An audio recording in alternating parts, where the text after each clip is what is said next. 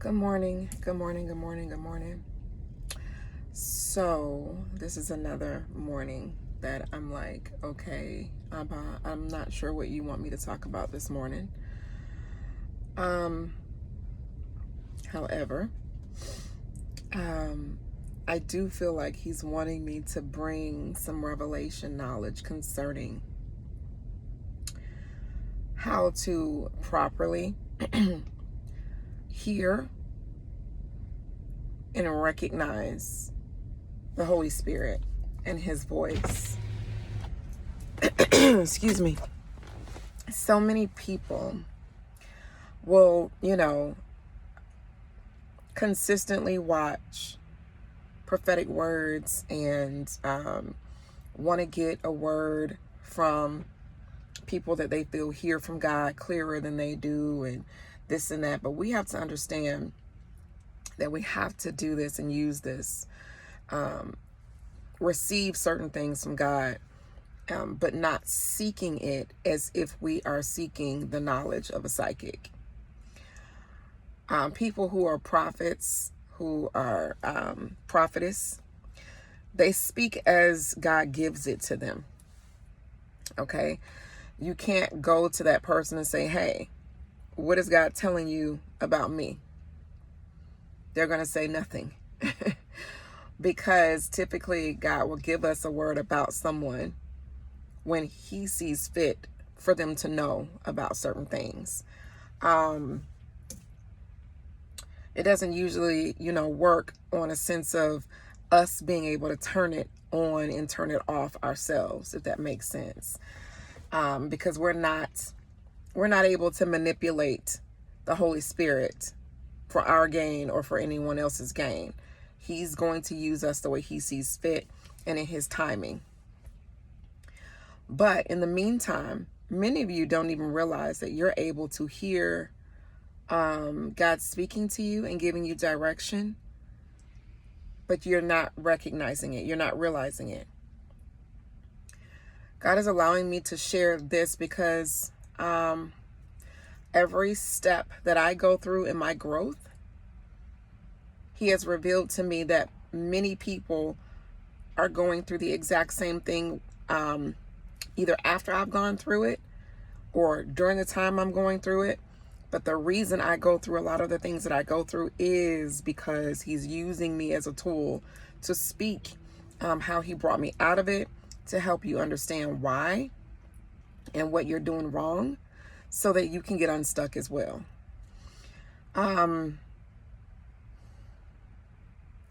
There will be situations that would come into my life, certain how can I use this? There may be business situations. It may be friendship situations. It may be someone that you are dating or wanting to date, or someone is pursuing you. I'm just using these as an example. In your spirit, you've heard and dismissed because you thought it was your own thoughts that you were battling with, when you were actually battling with the Holy Spirit speaking to you the truth and giving you a discernment.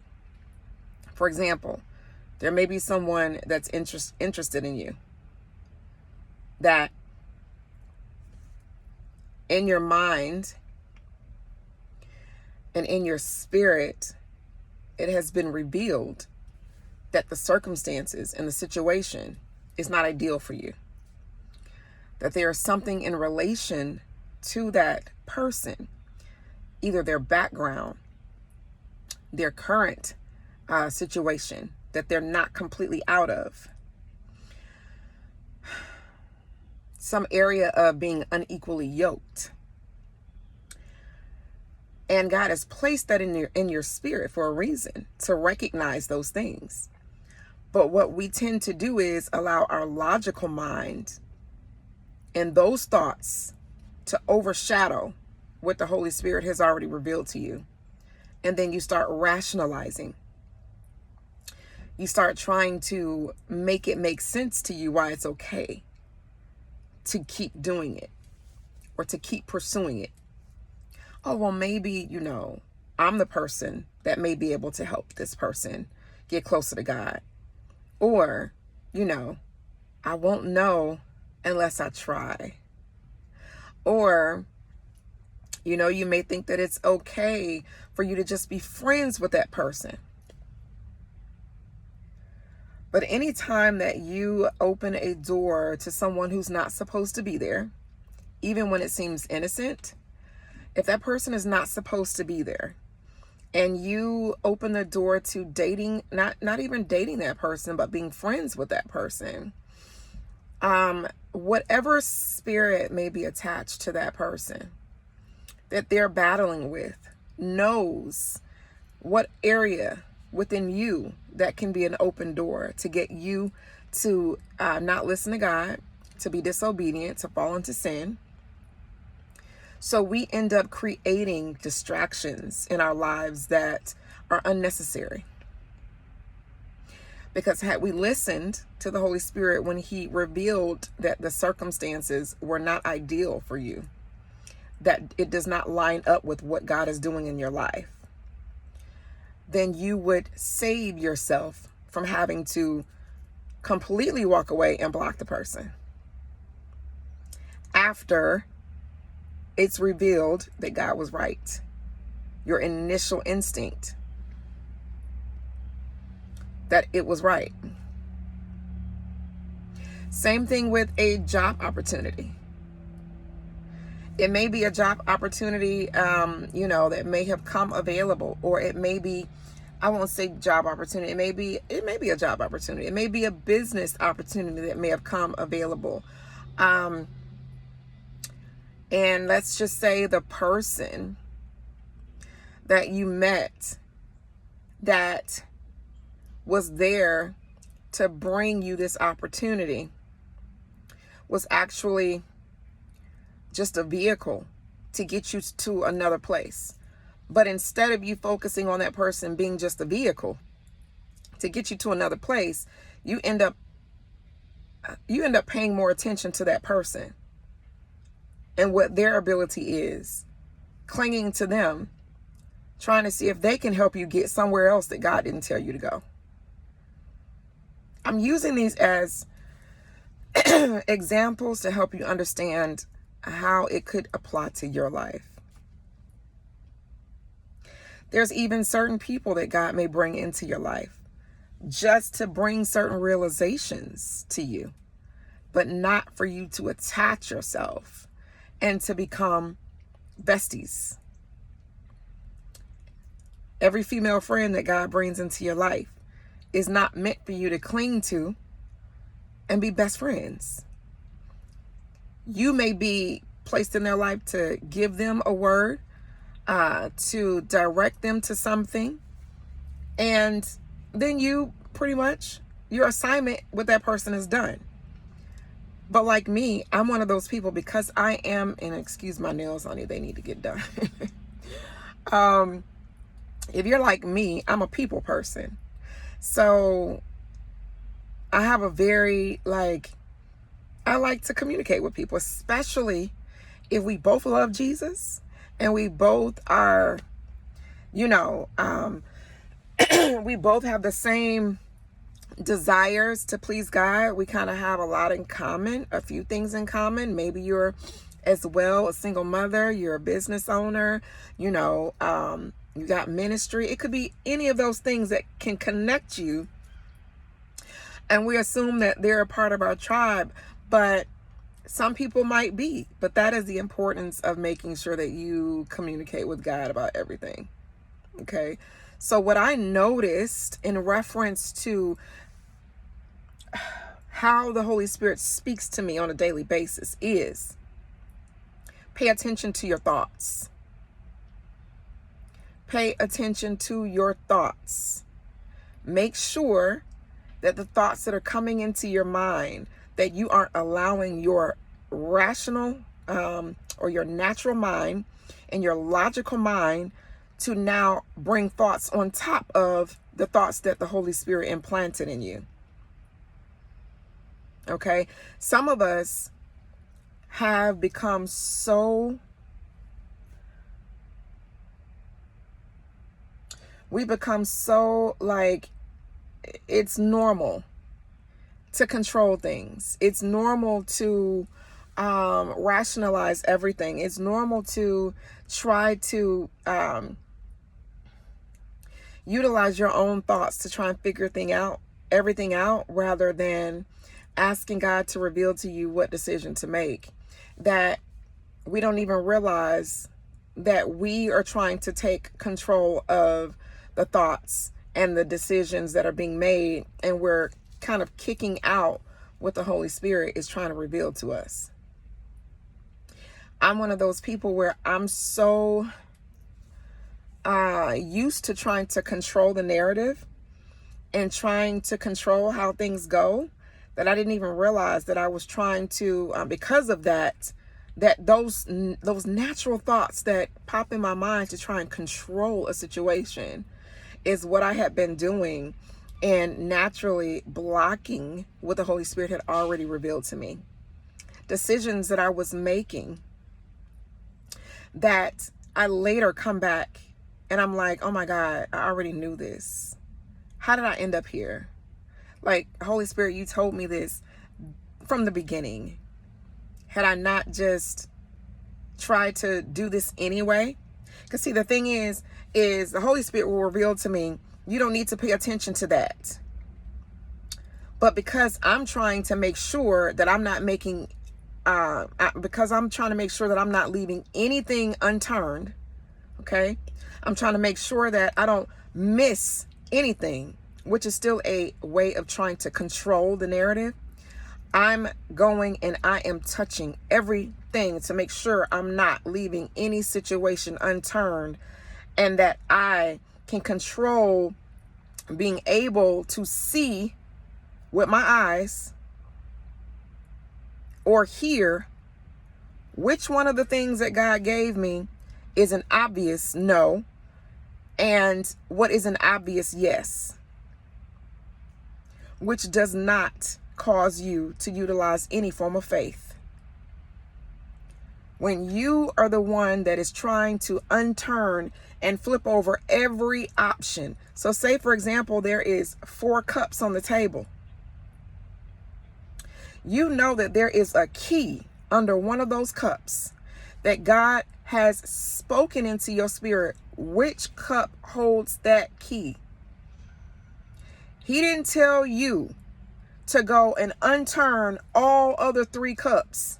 Or if he told you, let's say, for example, he told you there was a key underneath that one of those cups. You picked up the right cup, saw that the key was there, knew what the answer was, but you still went back and flipped those other cups to make sure there wasn't any other key under there that God didn't tell you about. That is a level of control and a lack of faith, and it is disobedience. And I was doing that. I was flipping up. I was turning over every cup possible. Okay, God, I know you told me this, but what if I, flip this cup and there's something else in there that I'm missing? Trust what he told you to do the first time. Because then I'm doing all this extra work for no reason. I'm looking at all these extra opportunities and situations and circumstances for no reason. For what? He did not tell me to flip over nothing else but the cup that had the key in it. And because we want to control the situation, some of us don't realize we're doing it. I didn't realize I was doing it. But it wasn't until Dr. Myla, I don't know if you'll see this, the plastic surgeon that I work for, that she kept saying, stop asking so many questions. The questions that you ask are not normal. Just be obedient and do what God told you to do. Okay? If he gives you a word, a phrase, but no direction, then you just wait and be obedient for the direction. Don't go trying to find the answer and figure it out yourself if he hasn't given it to you. That just means he's giving you a key that will help you recognize the next steps as he brings it to you. But I felt like, okay, he was giving it to me like a scavenger hunt. I felt like he was giving me a piece of the puzzle and I had to go figure out the rest by myself. No, he's not trying to play a game with you. He's trying to reveal certain things to you a little bit at a time. He's spoon feeding you in order to teach you faith and patience and to wait on him, to recognize when he's speaking to you. So, because this is something that I had to go through, I had to reveal, I'm having to, use this and be transparent with you guys so that you guys don't do the same thing that I got stuck doing. I got stuck in situations and circumstances and with people who, or business situations that God did not even tell me to do. To the point where he had to send me a prophetic dream to tell me, sit your butt down. This is not somebody I told you to be dealing with. This is not a business opportunity that I told you to go venture into. So he had to either send someone to me to tell me, or a dream to reveal to me, you're going the wrong way. You're doing the most. I didn't tell you to do that. So we could save ourselves so much time if we just listen to that still voice or that thought that comes in our mind that makes sense the first time, instead of trying to figure out, because it's something our flesh wants, how we can flip those other cups over and take advantage of every opportunity that's available. Or trying to force God to show you a hard no or a hard yes, rather than just hearing that small voice that is telling you what to do and trusting it. And yes, it takes some practicing in order to determine how, it's being used in your situation. But how will you learn it if you don't exercise your faith by hearing what you think is the Holy Spirit and going with that?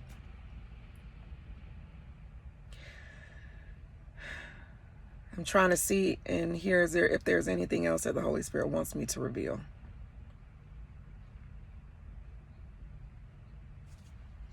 Right now, there is a lot of people that are desiring a closer relationship with God. There's a lot of people that are desiring to hear from him more, desiring that your discernment is sharper. There are going to be situations, opportunities that are going to come your way that may be counterfeit. There are going to be situations, circumstances, and growth that are going to come that are going to be from God.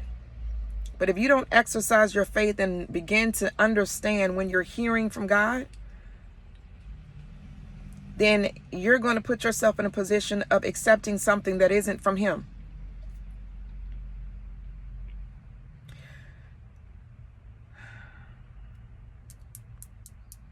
Pray for increased discernment. Okay? In order for us to pray for that discernment, he's going to want to know he can trust you to hear him and not push what he's told you to do to the side and trust your own words over his. And I know it's not intentional. It's not intentional, because I felt like, hey, Lord, I've been trying to hear. I don't know what you want me to do. But we don't even realize that we're sabotaging ourselves. My son was dealing with the same thing. So here's an example. His car. There's a situation with his car. And I specifically said, take it to such and such to fix it. He's going to fix it.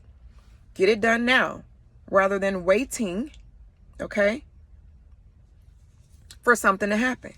Because when 18-year-olds or we get to a certain age, where we feel like we are grown or we know what we're doing, then we have a tendency, okay, to try and figure it out on our own rather than listening.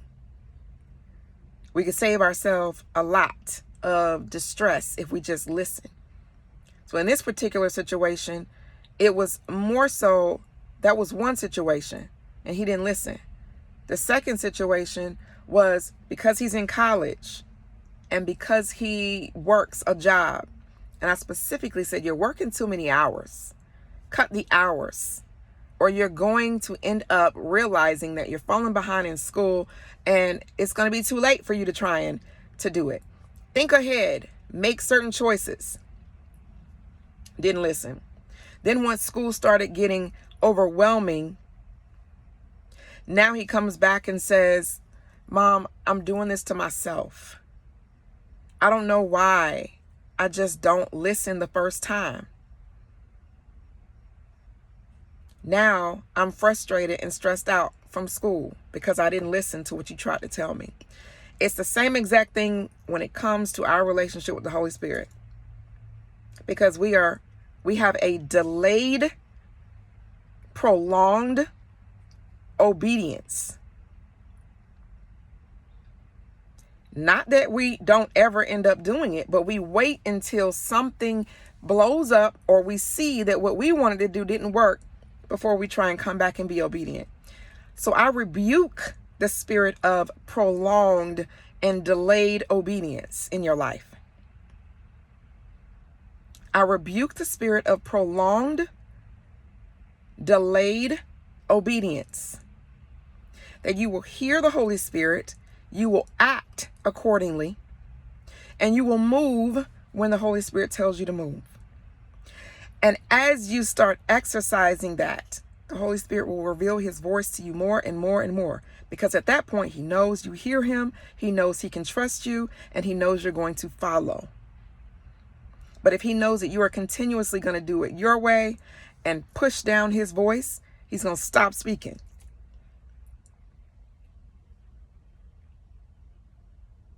All right, guys.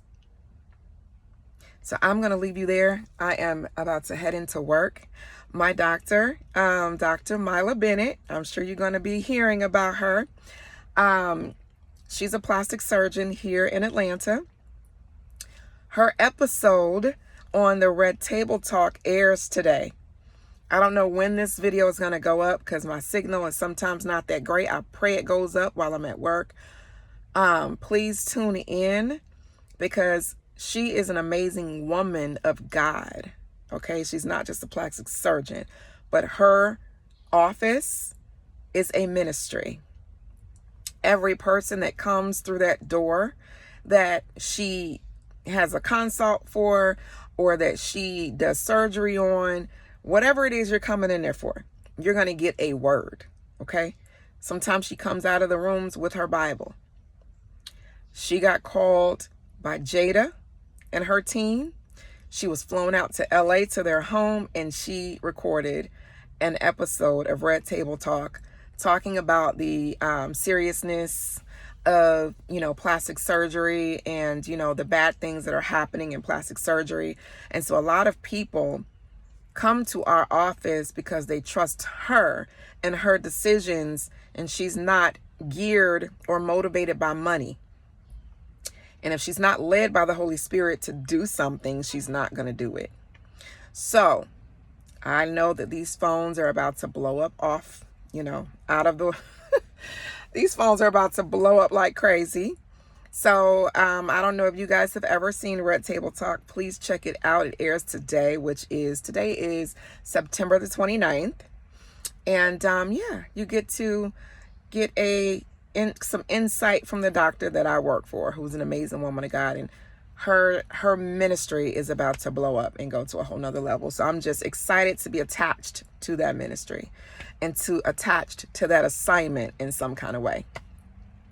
I love you guys. I pray that this video has blessed you, and I will see you in my next one. Bye.